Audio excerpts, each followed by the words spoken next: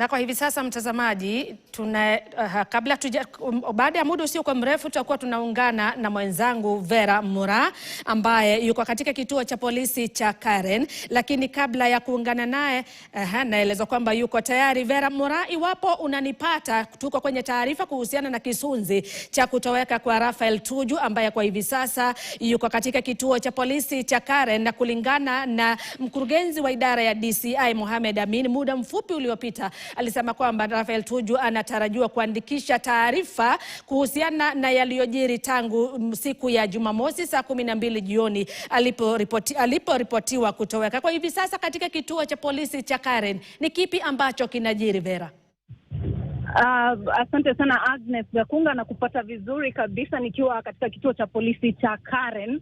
Kinachoendelea hapa sasa hivi ni kwamba kuna gari la aina ya ambulance ambayo limefika hapa kumsaidia waziri wa zamani Raphael Tuju ambaye inasemekana kwamba alipata majeraha ya mgongo katika ile purukushani ya kumtoa katika gari lake na kumweka katika gari la Subaru la DCI, na akajeruhiwa, na sasa wameita madaktari ili kumpa huduma ya kwanza na kuangalia iwapo aliumia zaidi. Lakini waziri wa zamani ambaye ni Kalonzo Musyoka na wengine Justin Muturi na vile vile Eugene Wamalwa wamekuja kuzungumza na wanahabari muda mfupi uliopita na kusema kwamba waziri wa zamani Raphael Tuju yuko katika hali mbaya sana kupitia kwa hayo majeraha aliyopata, na kwamba awali walielewana wakitoka katika makazi ya Raphael Tuju, walielewana kwamba watakuwa wanafika hapa katika kituo hiki cha polisi cha Karen kuandikisha tu ujumbe, lakini hakutakuwa na kukamatwa,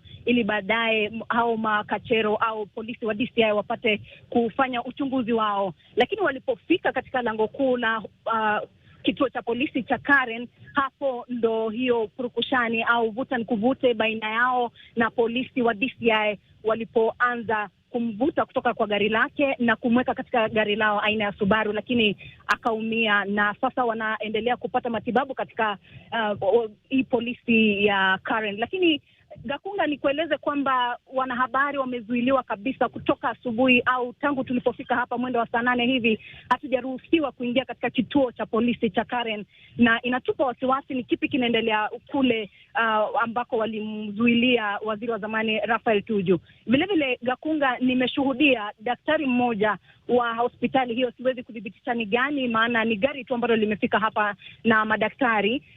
Daktari mmoja au muuguzi mmoja amerejea kutoka kule ndani kwenye polisi kule ambako waziri wa zamani Raphael Tuju amezuiliwa, akarudi nje akiwa na uchungu na akidai kwamba polisi wamemuumiza katika ile hali ya kutaka kumsaidia waziri wa zamani Raphael Tuju. Picha hizo tutakuwa tunaziangazia zote na kilichojiri kutoka asubuhi saa 2 wakati familia ilifika katika kituo hiki cha polisi cha Karen kuandikisha ujumbe, kulingana na kilichojiri kutoka Jumamosi jioni saa 1 wakati Tuju aliripotiwa kutoweka. Lakini vile vile tumekuwa katika makazi yake ambako Tuju alituzungumzia kama wanahabari mwendo wa saa 7 hivi, na kusema kwamba alikuwa akifuatwa kwa muda mrefu na magari ya polisi ambayo hayakuwa na namba za usajili, na hivyo akahisi kwamba huenda ni yeye wanataka kumchukua na kuonelea kwamba ni vizuri ahepe hao mapolisi kupitia ile barabara ya Mitoine Lane hapa Karen.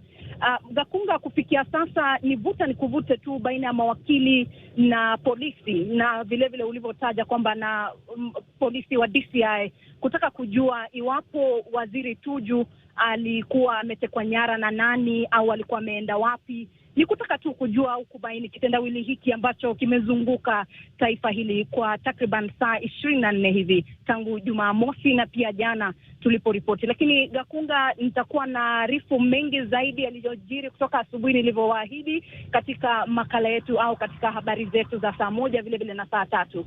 Asante kwako studio. Kabla sija kuachilia Vera, kwa sababu jinsi ambavyo umezungumza na kutueleza pale ni kwamba wanasiasa wengi wamefika pale ambao wengi pia ni mawakili ambao wanatoa sauti yao pia kama mawakili kando na kuwa wanasiasa. Sijui familia yake pia mumeweza kuzungumza nao na kupata usemi kutoka kwao?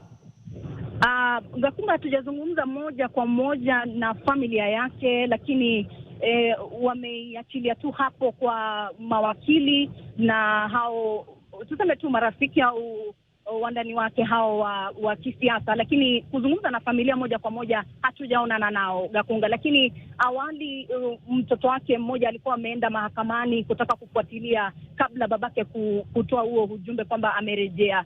Kwa hivyo tutakuwa tunafuatilia hayo pia, lakini sijazungumza moja kwa moja na familia ya Raphael Tuju. Lakini mapema leo asubuhi, mida za saa 2 hivi asubuhi, nilizungumza na familia ya Steve ambaye ni dereva wa Raphael Tuju, ambao walikuwa wamefika katika kituo cha polisi cha Karen kuandikisha ujumbe na kusema kwamba walikuwa na mshtuko au mshangao na kwamba familia hii haijapata hata lepe la usingizi huku wakimtafuta mwana wao. Lakini familia ya Raphael Tuju bado Gakunga sijazungumza nao. Asante sana. Huyo mtazamaji ni mwenzangu